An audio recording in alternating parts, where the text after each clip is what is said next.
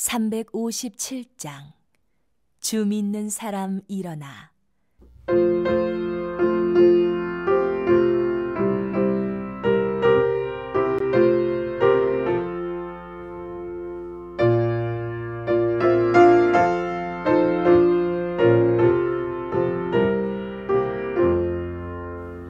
주 믿는 사람 일어나 다 힘을 합하여 이 세상 모든 마귀를 다 쳐서 멸하세. 저 앞에 오는 적군을 다 싸워 이겨라. 주 예수 믿는 힘으로 온 세상 이기네. 믿음이 이기네. 믿음이 이기네. 주 예수 믿음이 온 세상 이기네. 온 인류 마귀 괴혈로 큰 죄에 빠지니 진리로 띠를 띠고서 늘 기도드리세. 참 믿고 의지하면서 겁없이 나갈 때 주 예수 믿는 힘으로 온 세상 이기네. 믿음이 이기네. 믿음이 이기네. 주 예수 믿음이 온 세상 이기네.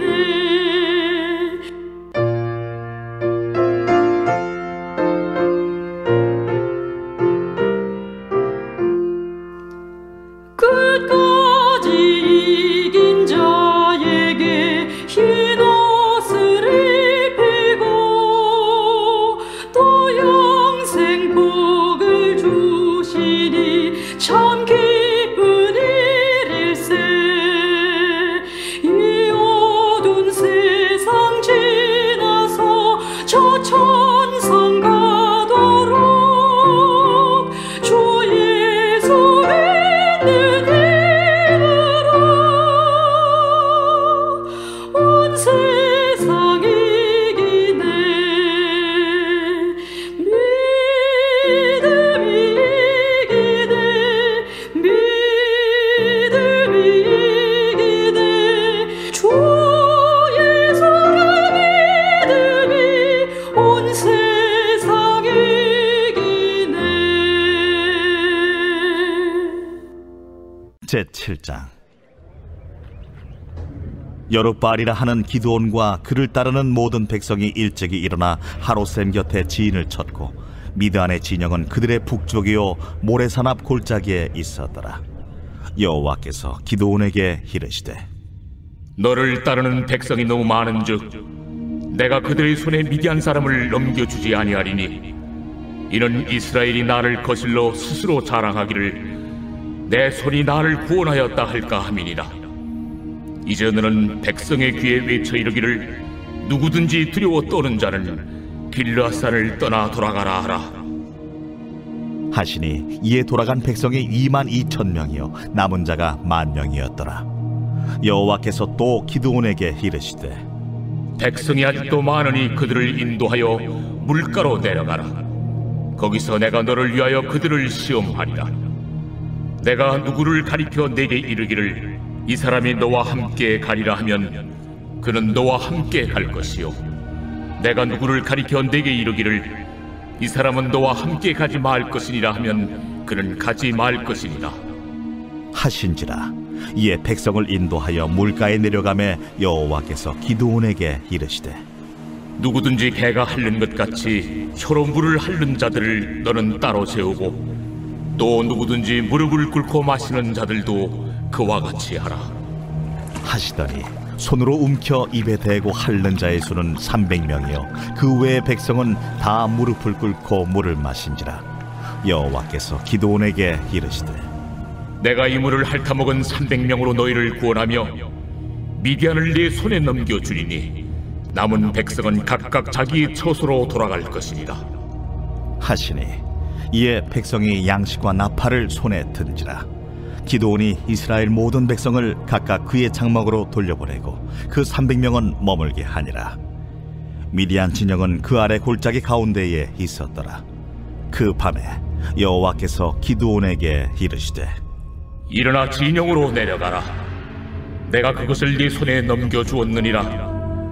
만일 네가 내려가기를 두려워하거든 네 부하 부라와 함께 그 진영으로 내려가서 그들이 하는 말을 들으라. 그 후에 네 손이 강하여져서 그 진영으로 내려가리라 하시니 기드온이 이에 그의 부하 부라와 함께 군대가 있는 진영 근처로 내려간즉 미디안과 아말렉과 동방의 모든 사람들이 골짜기에 누웠는데 메뚜기의 많은 수와 같고 그들의 낙타의 수가 많아 해변의 모래가 많음 같은지라. 기드온이 그곳에 이른즉 어떤 사람이 그의 친구에게 꿈을 말하여 이르기를 보라, 내가 한 꿈을 꾸었는데 꿈의 보리떡 한 덩어리가 미디안 진영으로 굴러들어와 한 장막에 이르러 그것을 쳐서 무너뜨려 위쪽으로 엎으니 그 장막이 쓰러지더라. 그의 친구가 대답하여 이르되 이는 다른 것이 아니라 이스라엘 사람 요아스의 아들 기드온의 칼이라. 하나님이 미디안과 그 모든 진영을 그의 손에 넘겨주셨느니라 하더라. 기드온이 그 꿈과 해몽하는 말을 듣고 경배하며 이스라엘 진영으로 돌아와 이르되 일어나라.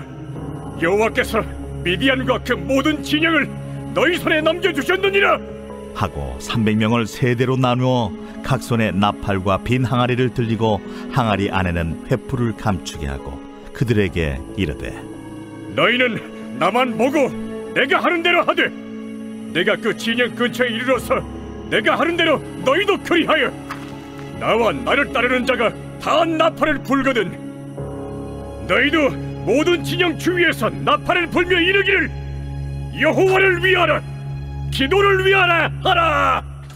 기드온과 그와 함께한 100명이 이경초의 진영 근처에 이른즉 바로 파수꾼들을 교대한 때라. 그들이 나팔을 불며 손에 가졌던 항아리를 부수니라. 세대가 나팔을 불며 항아리를 부수고 왼손에 횃불을 들고 오른손에 나팔을 들어 불며 외쳐 이르되 여호와와 기드온의 칼이라 하고 각기 제자리에 서서 그 진영을 애웠으며 그 온 진영의 군사들이 뛰고 부르짖으며 도망하였는데 300명이 나팔을 불 때에 여호와께서 그 온 진영에서 친구끼리 칼로 치게 하심으로 적군이 도망하여 스레라의 벳시다에 이르고 또 탑밭에 가까운 아벨무홀라의 경계에 이르렀으며 이스라엘 사람들은 납달리와 아셀과 온 므낫세에서부터 부름을 받고 미디안을 추격하였더라. 기드온이 사자들을 보내서 에브라임 온 산지로 두루다니게 하여 이르기를 내려와서 미디안을 치고 그들을 앞질러 벳바라와 요단강에 이르는 수로를 점령하라. 이에 에브라임 사람들이 다 모여 벳바라와 요단강에 이르는 수로를 점령하고 또 미디안의 두 방백 오렙과 스엡을 사로잡아 오렙은 오렙 바위에서 죽이고 스엡은 스엡 포도주 틀에서 죽이고 미디안을 추격하였고 오렙과 스엡의 머리를 요단강 건너편에서 기드온에게 가져왔더라. 창세기에 등장하는 인류 최초인 아담으로부터 시작되는 순종과 불순종의 문제는 이후에 성경에 등장하는 모든 인물의 이야기에서 우리가 볼 수 있습니다. 믿음의 조상이라고 불리는 아브라함도 하나님께 순종을 잘했기 때문에 그 믿음의 조상이라는 타이틀이 붙었을 것입니다. 모세도 처음에는 이스라엘의 지도자로 부름받았을 때 즉시 순종하지는 않았습니다. 하지만 결국에 순종하였고 애굽에서 이스라엘 백성들을 탈출시키는 데 성공합니다. 또한 우리가 사랑하는 다윗 역시 하나님께 온전히 순종하는 모습을 통해서 왕으로 세움받고 또 왕이 되어서도 하나님께 온전히 순종하는 모습을 우리는 성경을 통해 이미 잘 알고 있습니다. 우리나라 속담에도 어른 말씀을 잘 들으면 자다가도 떡이 생긴다라는 말이 있습니다. 실제로도 그렇죠. 지혜와 경험과 연륜이 뛰어난 어른들의 조언이 얼마나 귀하고 소중한지를 말해주는 것이 아닐 수 없습니다. 그렇다면 전지전능하신 하나님의 말씀은 그 중요성이나 절대성에서 사람의 어른의 조언과는 비교할 수 없을 것입니다. 하나님에 대한 순종은 그저 떡으로만 끝나는 것이 아닙니다. 우리가 예수 그리스도를 믿으면 영원히 구원을 받고 그 주님의 말씀에 순종하면 하나님께서 우리의 모든 삶을 그리고 이후의 삶까지 보장해 주시기 때문입니다. 그리고 하나님의 역사에 동참하는 아름다운 선물을 허락하십니다. 오늘 우리는 사사기 7장의 말씀을 통해 숙적이었던 미디안 족속과 결전을 앞에 두고 있는 사사 기드온의 군대를 보게 됩니다. 그리고 그들의 순종을 통해 전쟁을 승리로 이끄시는 하나님의 깊은 경륜을 바라보게 됩니다. 본문 1절의 말씀입니다. 여룻바알이라는 기드온과 그를 따르는 모든 백성이 일찍이 일어나 하롯셈 곁에 진을 쳤고 미드안의 백성은 그들의 북쪽이요 모레산 앞에 골짜기에 있더라. 6장에서 있었던 하나님의 부르심과 거듭되는 표적들을 통해 기드온은 하나님께서 자신을 통해 미디안의 속박으로부터 이스라엘 백성들을 구원하고 이 전쟁에서 승리하게 하실 것을 확신하게 됩니다. 그 하나님의 임재는 기드온에게 소명에 대한 확신을 허락하셨고 하나님의 명령을 쫓아서 바알의 제단과 아세라상을 찍고 산성 꼭대기에 하나님을 위한 제단을 쌓는 그러한 담대함을 허락하십니다. 그로 인해 이 기드온이라는 사람은 바알과 다투어 승리한 자라는 여룻바알이라는 별명이 붙여집니다. 백성들은 그를 하나님께서 세우신 지도자 사사로 주목하기에 이르렀습니다.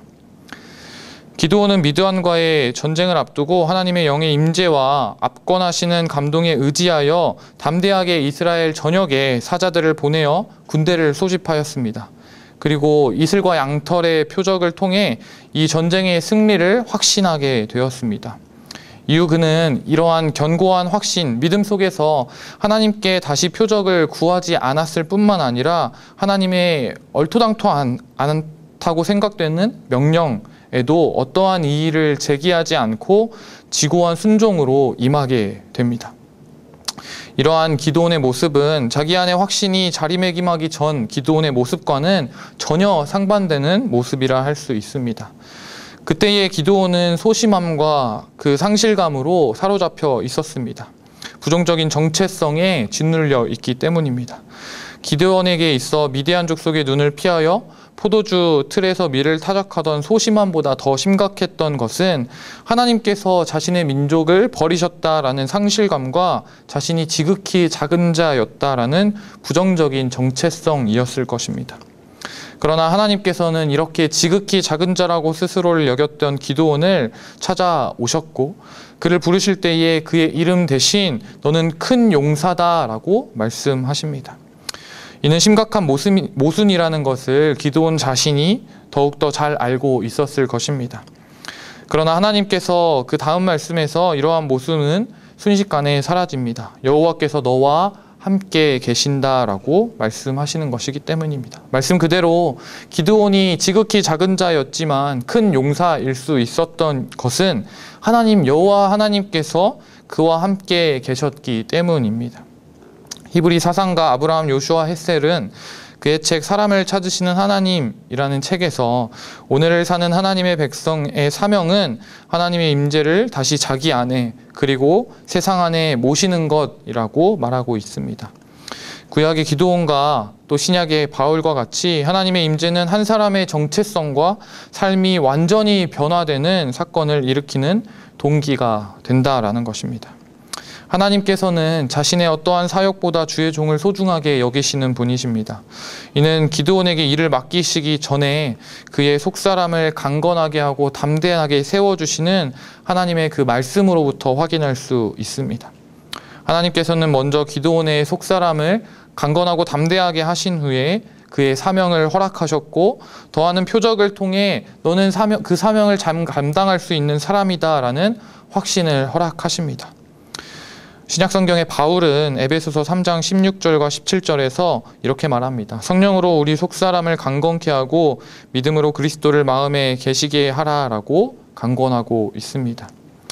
우리의 위기는 상황이 악해서가 아니라 우리의 속사람이 흔들릴 때 닥쳐옵니다. 그렇기 때문에 상황이 아무리 어렵고 험난하다 할지라도 하나님께서 우리의 속사람을 강건케 하시는 일부터 우선 하신다라는 것이지요.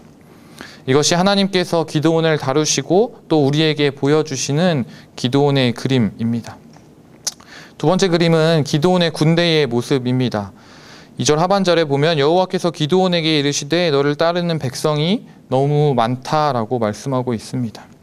기드온은 미드안 족속 아멜렉과 동방 사람들과 연합하여 요단강을 건너와서 이스라엘 골짜기에 진을 쳤을 때 그의 군사들을 소집하게 됩니다.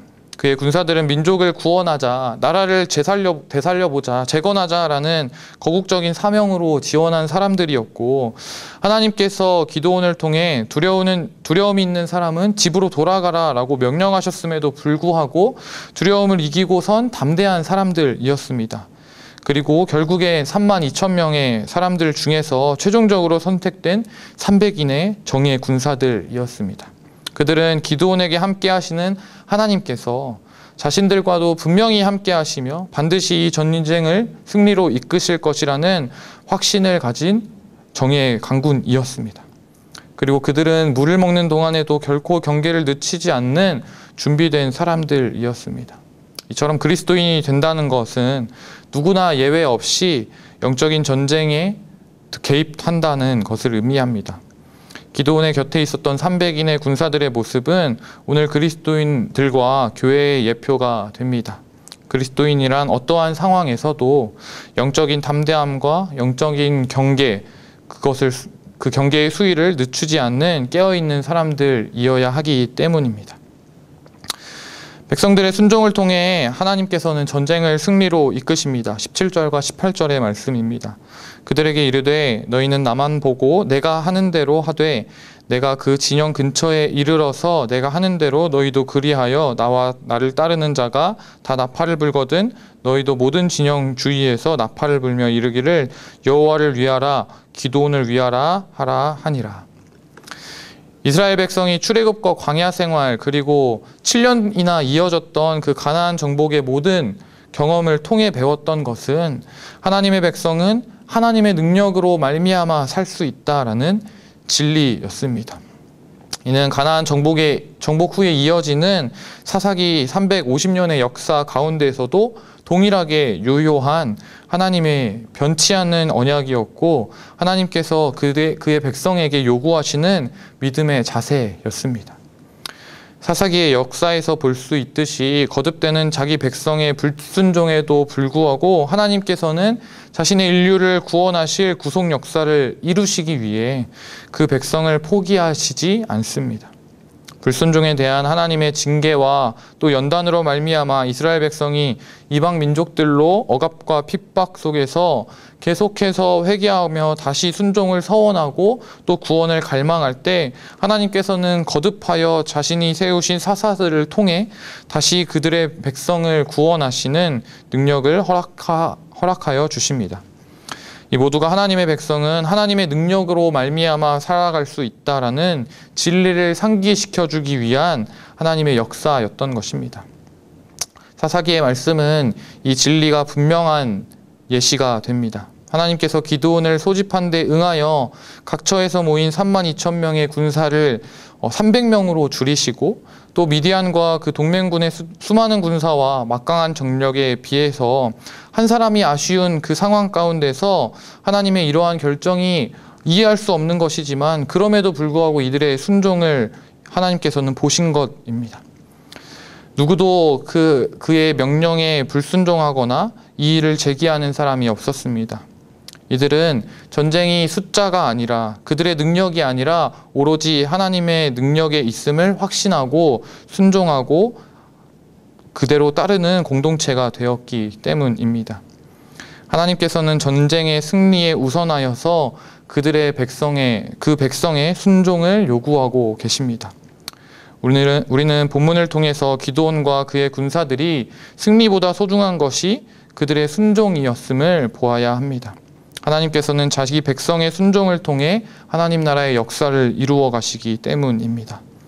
때로는 우리의 삶 가운데에서도 하나님께서 말씀으로 우리의 순종을 요구하실 때가 분명히 있을 것입니다. 그러나 정작 중요한 것은 우리들의 상식과 우리의 생각으로 우리는 불순종을 먼저 생각하고 있다는 것입니다. 힘들거나 안 된다는 선입견을 먼저 가지고 그 상황을 대하는 우리의 모습들을 바라보게 됩니다. 왜냐하면 이성적으로는 너무나 말이 안 되는 상황 가운데서 하나님께서는 순종을 요구하시기 때문입니다. 그러나 말씀을 통해 우리가 바라보았듯이 하나님께서 역사하시고 하나님의 그 의지대로 흘러온 성경의 역사를 통해서 우리는 그 순종을 감당할 수 있는 사람들이 되어야 합니다. 우리의 이성적인 판단이나 우리의 생각을 통해서 불순종으로 나아가는 것이 아니라 온전히 순종할 때에 하나님께서 믿음을 허락하시고 그 믿음을 통해 승리를 허락하시는 그 성경의 역사를, 하나님의 역사를 우리가 바라봐야 한다는 것입니다. 베드로가 자신의 첫 번째 서신에 기록하였듯이 진정한 그리스도인은 자기 안에 자기 증거가 있는데 그것은 곧 하나님 아버지라 부르며 순종하는 자식처럼 사는 성화의 삶인 것입니다. 그런 면에서 오늘 본문은 기드온이 이에 대한 훌륭한 예표라 말할 수 있습니다. 우리 또한 그러한 순종을 이성적으로 납득되지 않는다 할지라도 분명히 우리의 생각이 맞다라고 느껴질 때라도 하나님의 말씀에 온전히 순종으로 나아가는 또한 그러한 믿음의 사람들이 되기를 간절히 소망합니다. 함께 기도하겠습니다. 사랑하는 하나님, 너무나 감사합니다. 오늘 기드온의 그림을 통해 우리의 순종을 바라보게 됩니다. 주님, 상식적으로 또한 이성적으로 우리의 생각과 우리의 뜻대로 불순종을 말할 때에 주께서는 순종을 원하시며 그 순종을 통해 하나님의 역사를 이루어 가신다는 것을 기드온을 통해 바라봅니다. 주님, 우리가 순종의 사람이 되기를 또한 믿음의 사람이 되기를 간절히 소망하오니 주님, 우리 가운데 순종할 수 있는 믿음으로 허락하시고 그 믿음을 통해 하나님 나라의 역사를 이루어가는 그러한 믿음의 성도들 될 수 있도록 주님 인도하여 주시옵소서. 사랑이신 예수 그리스도의 이름으로 기도합니다.